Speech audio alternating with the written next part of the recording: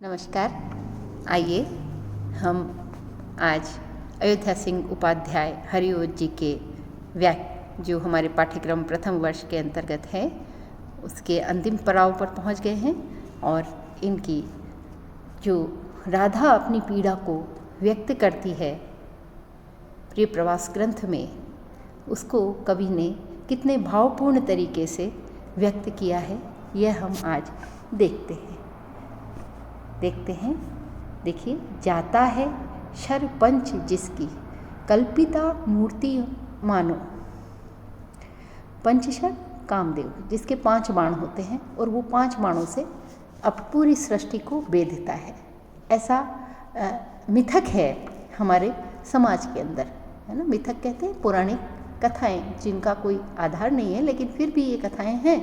तो उनका 5 बाण उनके जो हैं, और उस 5 बाण युक्त कामदेव का हमारे मन में केवल एक मूर्ति कल्पित ही है कि वे अत्यंत सुंदर है, उनका सौंदर्य संसार से अपूर्व है, ऐसा माना जाता है। तो कल्पिता मूर्ति है, वो केवल कल्पना में विद्यमान मूर्ति ही उनको माना जाता है। ठीक वैसे ही, क्योंकि कृष्ण कैसे हैं? बिल्कुल वैसे हैं जैसा कामदेव है, जो पुष्पों के विशिख बल से विश्व को भेदता है। उनके जो बाण हैं वो कैसे पुष्प से युक्त है, वो पुष्प बाण फेंकते हैं। तो पुष्पों के विशिख बल से, पुष्पों के अंदर क्या होता है, हम कहीं रास्ते में जा रहे हैं, अचानक किसी पुष्प की सुगंध हमारे नाक में आई और अचानक मोहित होकर उसकी तरफ देख पड़ते हैं, है ना। तो ये ऐसा माना है कि कामदेव का ही प्रभाव उसमें होता है। सो मनुष्य को इस प्रकार से विशिष्ट बल से विश्व को, सारे संसार को बेधता रहता है। बेधता अर्थात सारे संसार को अपने वशीभूत करता रहता है, ये कवि यहाँ कह रहे हैं। भावग्राही मधुर महती, श्री कृष्ण भी वैसे ही हैं, वो भी अपने प्रेम से सारे संसार को बेधते हैं, अपनी मुग्धता से, अपने सौंदर्य से, अपने विशिष्ट लीलाओं से सारे संसार को बेधते हैं। वे कैसे हैं? भावग्राही, जो अनेकानेक भावों को ग्रहण करने वाले हैं, अत्यंत मधुर हैं। महती यानी विशेष रूप में मधुर है। चित्त विक्षेपशीला, और ऐसे सुंदर है जो हमारे चित्र को विक्षेप कर लेने वाले चरित्र को लेकर व्याप्त है।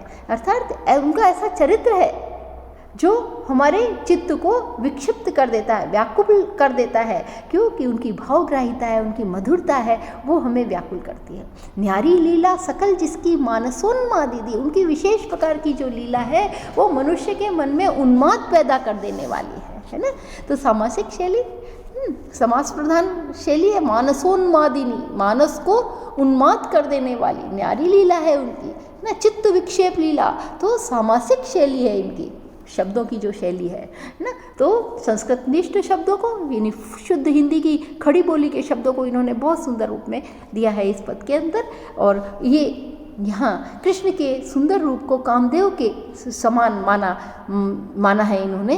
तो यहाँ पर उत्प्रेक्षा अलंकार का हमें सुंदर रूप दिखाई देता है। बहुत ही हालांकि अनुप्रास है ही, लेकिन उत्प्रेक्षा यहाँ दिखाई देती है। कामदेव मानो वे कामदेव के समान है, और बिल्कुल वैसे ही है जिस प्रकार वो पुष्पों के से सारे संसार को बेधता है, ऐसे ही कृष्ण ने अपने भावग्राहिता और मधुर चेष्टाओं से सारे संसार को अपना बना लिया है। मनुष्य के मन में उन्माद पैदा करने वाले वे हैं। अगला देखते हैं।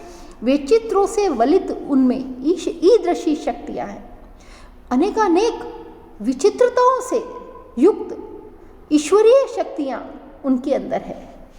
क्यों? क्योंकि हरिओज जी ने तो कृष्ण का वर्णन सामान्य मनुष्य के रूप में किया है, वे उनको परमात्मा नहीं बताते। तो लेकिन परमात्मा वो मनुष्य हैं, पर उनके अंदर ईश्वरीय शक्तियाँ हैं, ये कहना चाहता है कवि। ज्ञाताओं ने प्रणय उसको है बताया न, तो भी यद्यपि जिनके पास ज्ञान है उन्होंने ये इसको प्रेम नहीं बताया है कि हम कृष्ण के प्रति इतने क्यों आकृष्ट हैं।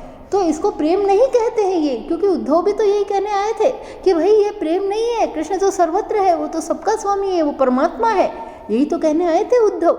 तो वही बात गोपियाँ कह रही है कि ज्ञाता जो लोग हैं, जो ज्ञानी हैं, वो इसको यद्यपि प्रणय नहीं मनाते, लेकिन फिर भी है दोनों से सबल बनती भूरी आसंग लीला। लेकिन जो यह ईदृशी शक्तियाँ उनके अंदर है और हमारे मन में जो उनके प्रति प्रेम है, इन दोनों से जो हमारी लिप्सा नहीं, कामना, जो हमारे मन की कामनाएं हैं, जो इच्छाएं हैं, वो उनके साथ रहने की इच्छा को सबल बनाती है। होती है किंतु प्रणय जी स्थायी नहीं और प्रधाना। इससे हमारा प्रेम और ज़्यादा स्थायी हो जाता है और ज़्यादा प्रधान हो जाता है ना। तो वही शब्दों का, वाक्यों का विभिन्न इस पद के अंदर भी है। और यहाँ राधा कृष्ण को परमात्मा जैसी शक्तियों वाला मानने के लिए बाध्य हो गई है, क्योंकि उनका प्रेम ही ऐसा है और हम उन्हें प्रेम करते हैं, ये बात वो स्पष्ट रूप से कह रही है। यहाँ अगला देखिए, जैसे प्राणी प्रणय तर्षितों की तृषा है न होती। जिस प्रकार से जो प्यासे होते हैं, पानी से प्यासे लोग होते हैं, उनकी जो प्यास है वो तो पानी से बुझ जाती है, लेकिन प्रेम से जो प्यासे होते हैं उनकी प्यास पानी से नहीं बुझ सकती। प्रेम के प्यासे लोगों की प्यास पानी से नहीं बुझ सकती। हो पाती है क्षुधित क्षुधा अन्न आसक्ति जैसे। और जो भूखे लोग होते वो तो अन्न से पेट भर लेते हैं, लेकिन जो प्रेम के भूखे होते हैं उनकी आसक्ति, प्रेम में आसक्ति, उनकी जो भूख है वो भोजन से, अन्न से पूरी नहीं होती। वैसे ही रूप निलय नरो मोहिनी मूर्तियों में, ठीक उसी प्रकार से इस मनुष्य के अंदर जो मोहिनी मूर्तियां हैं, मन को मोह लेने वाले जो उनके स्वरूप है, हो पाता है न प्रणय हुआ मोह रूपादि द्वारा। वो प्रेम नहीं कहलाता, जो केवल सौंदर्य के प्रति होता है वो प्रेम नहीं कहलाता है, वो क्या है, मोह रूपादि द्वारा, वो केवल रूप के प्रति प्रेम होता है। लेकिन जो प्रणय है, जो वास्तविक प्रेम है, वो सौंदर्य का नहीं, भारी सौंदर्य का नहीं, आंतरिक सौंदर्य का जो है वो प्यासा होता है। इस प्रकार प्रणय को व्याख्यायित करने की, प्रणय अर्थात प्रेम, जो संसार का मूल आधार है, जिससे संसार बना है, जिसके अंदर बड़े बड़े कवियों ने जो है अपनी कविताएं आज तक, कबीर, सूरदास, तुलसीदास, हर कवि ने जिस प्रेम को व्याख्यायित करने की कोशिश की है अपने शब्दों में, प्रेम न बाड़ी नीपजे, प्रेम न हाट विकाए। प्रेम कहीं बिकता नहीं है, प्रेम कहीं उत्पन्न नहीं होता, प्रेम केवल मनुष्य के हृदय में रहता है। ये बात हर कवि ने कही है और वही बात हरिओत जी भी इस कविता के माध्यम से प्रेम जो ये इनका महाकाव्य है इसके माध्यम से यहाँ व्यक्त कर रहे हैं। तो हरिओत जी ने हमारे जो पाठ्यक्रम में संकलित अंश है उसका हमने आज पूरा कर लिया है और मैं विद्यार्थियों से यह अपेक्षा करती हूँ कि वे इसे सुने और इसकी व्याख्या को अच्छी तरह से मनन करें। आगे हमें उन दो छंदों का वर्णन कर रही हूँ, क्योंकि आपके कोर्स में यह भी है कि आपके कोर्स में जो जो छंद है उन वही छंद आपको परीक्षा में आएंगे। अतः दो छंद इस चैप्टर में, पाठ में हैं और उनको मैं आपको बताती हूँ। एक तो वंशस्थ छंद है जिसका कृष्ण ने अपना भेजा है संदेश, क्षमा करें, राधा के संदेश को उन्होंने वंशस्थ छंद में बांधा है। तो इस छंद को हम जानने की कोशिश करें। देखो, यह छंद, इस छंद के प्रत्येक चरण में 12 वर्ण होते हैं। ठीक है, तो वार्णिक छंद जानते हो ना आप, या माता राज भान सलगा, है ना, ये तो याद है।